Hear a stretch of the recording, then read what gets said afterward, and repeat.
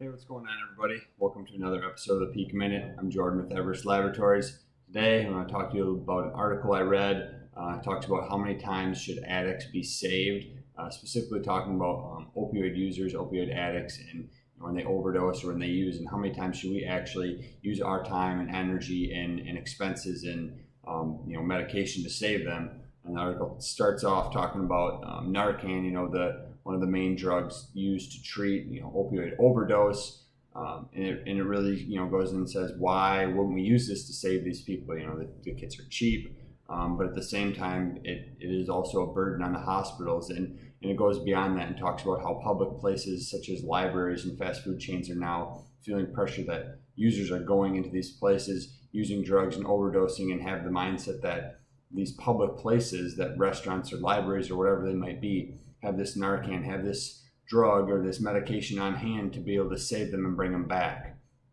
And that's putting a lot of pressure on these public places, and it's only going to cause more stress and cause more regulations for those of us that in society are clean and are doing things the right way. But you can't, so what do you do? Where do people stand? And I think that's what we have to do. Is we can't treat everyone like criminals and who's good and who's bad. We have to be able to help each other and give them multiple chances and try and bring them back to the side of a clean life. But at the same time, there needs to be some regulations or some things put in place to help these people. Rehab facilities, addiction treatment centers, and beyond that, there goes to even chronic opioid users overdose. The article talks about expensive surgery such as endocarditis that is more frequent in these drug abuse and drug users, and how it's costing hospitals more and more money, and surgeons are starting to say, hey, if you're going to continue to abuse drugs, this is the last time. I'm going to perform the surgery. If you